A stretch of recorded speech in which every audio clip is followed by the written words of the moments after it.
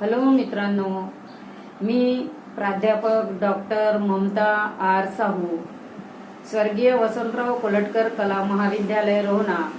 आज आपण BA भाग 1 च्या पहिल्या सेमिस्टरच्या पहिल्या प्रकरणाच्या बाबतीत विचार करणार आहोत।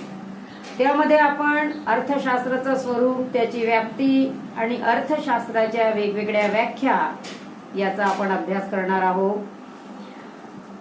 प्राचीन काळापासून आम्ही पाहिलं की 4 पुरुषार्थ हे व्यक्तीच्या जीवनामध्ये फार महत्वाचे होते: धर्म, अर्थ, काम आणि मोक्ष। त्यामध्ये अर्थ या पुरुषार्थाला फार महत्वाचं स्थान देण्यात आलेलं होतं। जर आमच्याकडे अर्थ राहिला नाही तर आमच्या जीवनालाही काही अर्थ राहत नाही। अर्थ म्हणजे पैसा, आणि व्यक्तीचा प्रत्येक व्यवहार हा आर्थिक व्यवहार हा पैशाशी संबंधित असतो।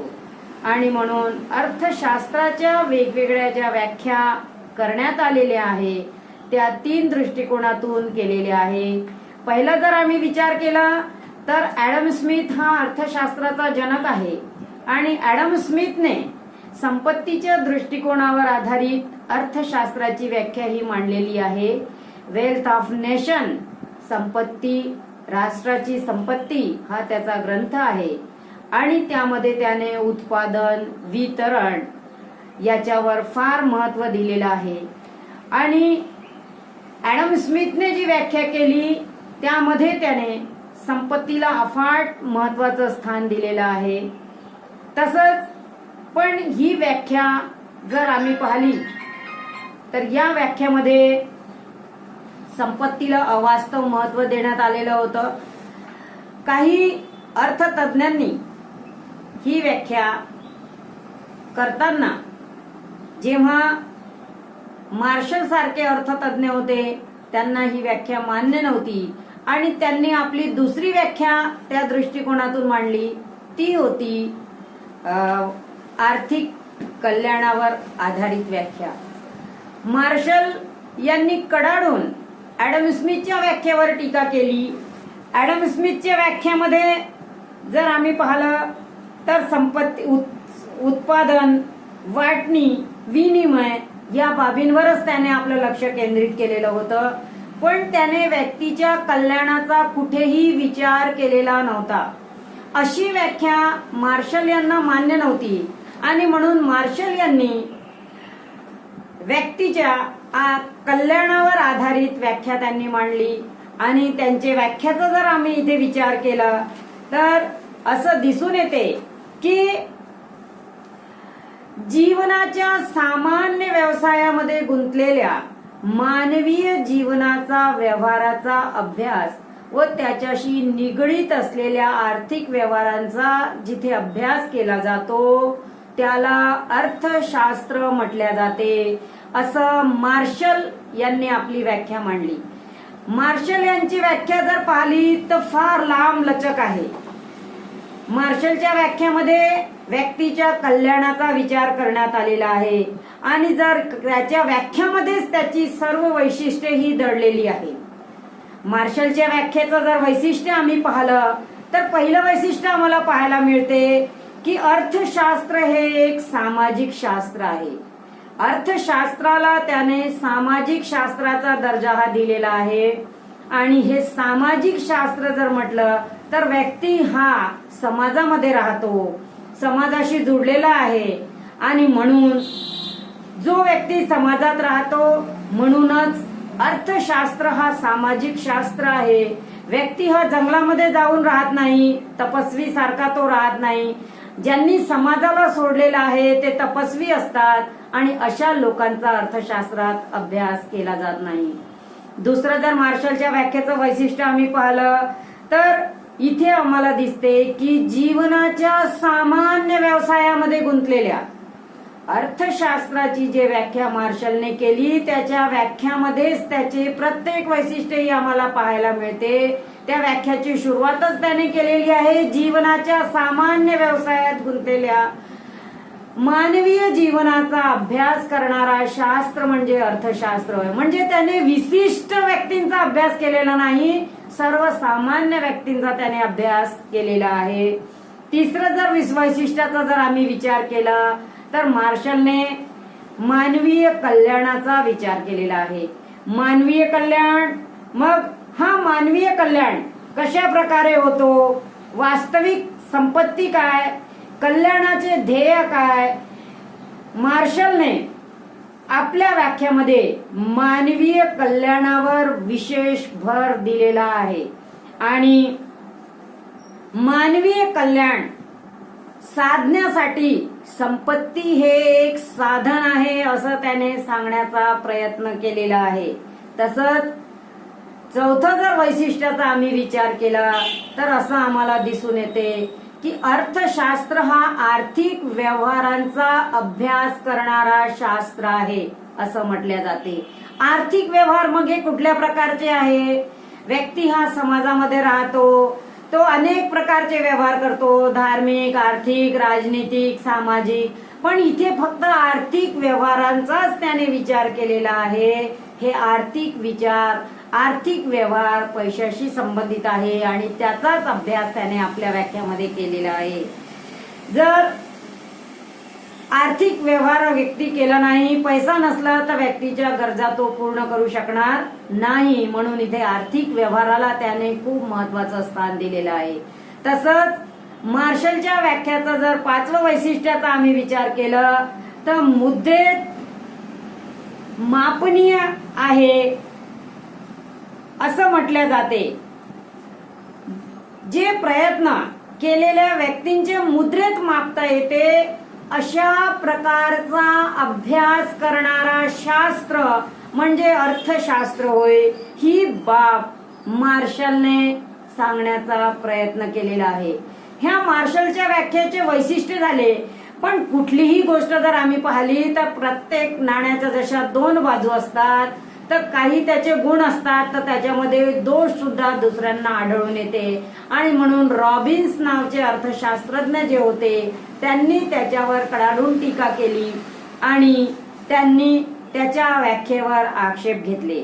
मार्शलच्या व्याख्यांच्यावर आक्षेपांचा जर विचार केला तर असं म्हणता येते की मार्शलची व्याख्या ही निश्चित आणि काटेकोर नाही. कारण जीवनाचा सामान्य व्यवसाय हे त्याने म्हटलेलं आहे, पण जीवनाचा सामान्य व्यवसाय हा नेमका कोणता आहे हे त्याने सांगितलेलं नाही. आणि अशा प्रकारची व्याख्या जर पाहिली तर दुसऱ्याला समजण्याच्या दृष्टीने त्याची कल्पना आम्ही करू शकत नाही. ही व्याख्या संदिग्ध स्वरूपाची आहे असं म्हटल्या जाते. दुसरी जर व्याख्या आम्ही दुसरा विचार केलं की मार्शलने जी व्याख्या केलेली आहे ती अवास्तव आणि खूप मोठी आहे. मार्शलने आर्थिक बाबींचा विचार केलेला आहे, म्हणजे त्याने आपल्या व्याख्याला वर्गीकरणात्मक बनवलेलं आहे. आर्थिक, अनार्थिक, सामाजिक, समाजाच्या बाहेर राहणारा, कल्याण, अकल्याण अशा प्रकारचा त्याने अभ्यास वर्गीकरणात्मक केलेला आहे. तसंच मार्शलच्या तिसऱ्या व्याख्यानावर जो दोष केला जातो ती आहे भौतिक कल्याणाशी संबंधित आणि मानवीय कल्याणाला पोषक नसणाऱ्या व्यवसायांचाही अर्थशास्त्र अभ्यास करते अशी रॉबिन्स यांनी टीका केलेली आहे. त्यांच्या मते दारू, अफू, गांजा इत्यादी गोष्टी मानवीय कल्याणाला पोषक नसल्या तरी मानवांच्या गरजा त्या पूर्ण करू शकतात. म्हणून त्याचा विचार अर्थशास्त्रात होणे आवश्यक आहे. मार्शल यांनी फक्त मानवीय कल्याणाचा विचार केलेला आहे असं रॉबिन्स यांनी टीका केलेली आहे. तर मार्शलची व्याख्या ही वर्गीकरणात्मक आहे अशी सुद्धा टीका केली जाते. मानवीय कल्याण ही संकल्पना मुळीच संदिग्ध व अनिश्चित आहे. कारण मानवीय कल्याणाची कल्पना ही स्थळ, काळ व व्यक्तीनुसार बदलत असते असा आक्षेप रॉबिन्स यांनी केलेला आहे. तर एकूण जर आम्ही विचार केला तर मार्शलची जी व्याख्या आहे, जी कल्याणाच्या दृष्टिकोनावर आधारित आहे, त्या व्याख्यावर रॉबिन्स यांनी दोष केलेले आहे. त्यांनी टीका टिप्पणी त्यावर केलेली आहे. मग त्यानंतर रॉबिन्स यांनी आपली व्याख्या मांडण्याचा प्रयत्न केलेला आहे आणि ही व्याख्या अर्थशास्त्राच्या ज्या व्याख्या आहे त्याचं तिसऱ्या प्रकारची जी व्याख्या आहे ती व्याख्या म्हणजे दुर्मिळतेच्या दृष्टिकोनावर आधारित व्याख्या जी रॉबिन्स यांनी केलेली आहे. रॉबिन्स यांनी जी व्याख्या मांडलेली आहे त्या व्याख्यामध्ये अर्थशास्त्र हे साध्य व विकल्पाने विविध उपयोगात येणारी दुर्मिळ साधने यांचा मेळ घालण्याच्या दृष्टीने केलेल्या आर्थिक व्यवहारांचा अभ्यास म्हणजे अर्थशास्त्र होय, ही बाब सांगण्याचा रॉबिन्सने प्रयत्न केलेला आहे.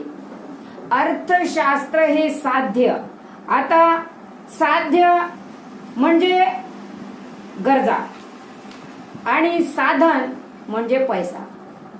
अर्थशास्त्र हे साध्य जे आहे, व्यक्तींच्या गरजा ह्या अनंत आहे, त्याला कुठल्याही प्रकारची लिमिटेशन्स, मर्यादा नाही. आज तुमची एक इच्छा पूर्ण झाली तर उद्या तुमच्या मनामध्ये दुसरी इच्छा निर्माण होईल, पण त्या इच्छा पूर्ण करणारे साधन हे मात्र फार लिमिटेड आहे, फार कमी आहे आणि म्हणून तिथे समस्या निर्माण होत आहे.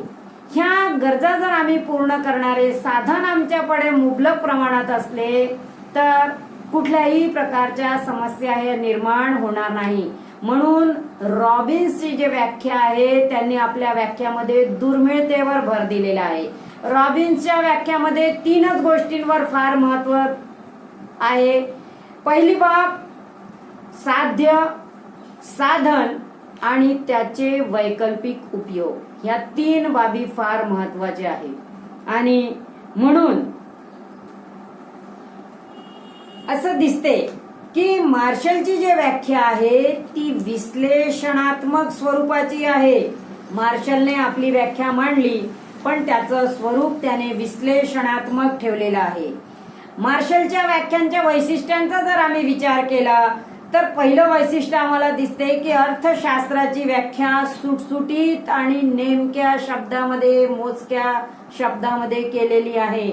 मार्शलच्या सारखी लांबलचक व्याख्या त्यांनी केलेली नाही.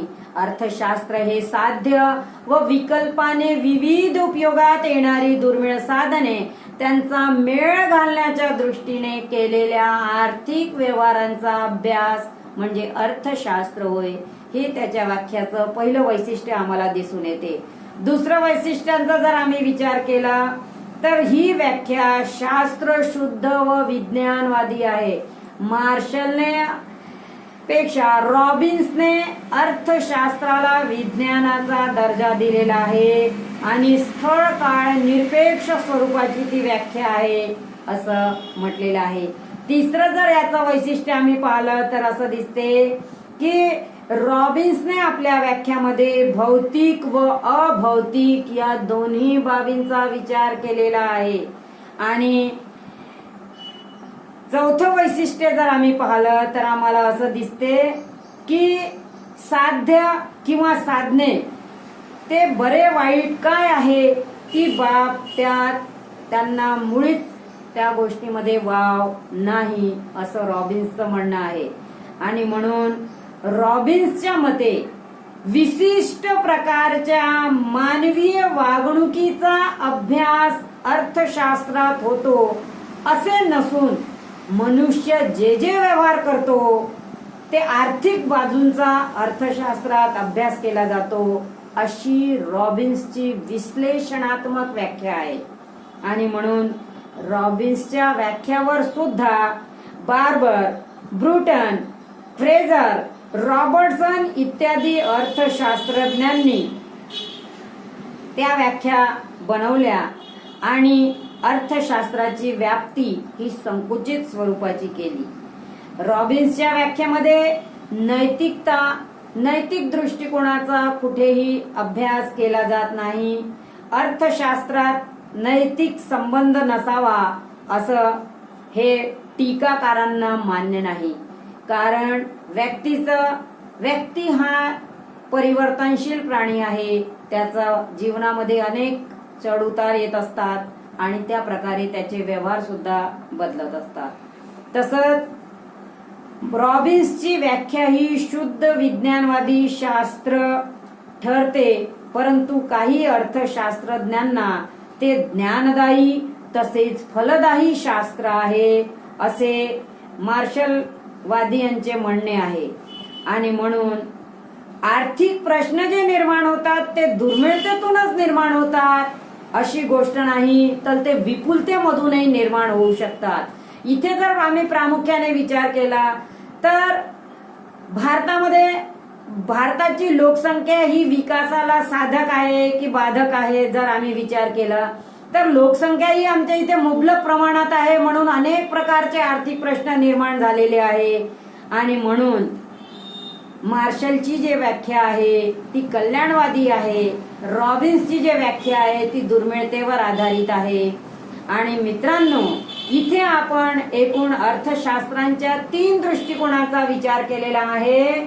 एक संपत्तीच्या दृष्टिकोनातून, दुसरं मानवीय कल्याणाच्या दृष्टिकोनातून आणि तिसरं दुर्मिळतेच्या दृष्टिकोनातून. अशाच प्रकारे अर्थशास्त्रांच्या व्याख्यांचा अभ्यास केला गेलेला आहे.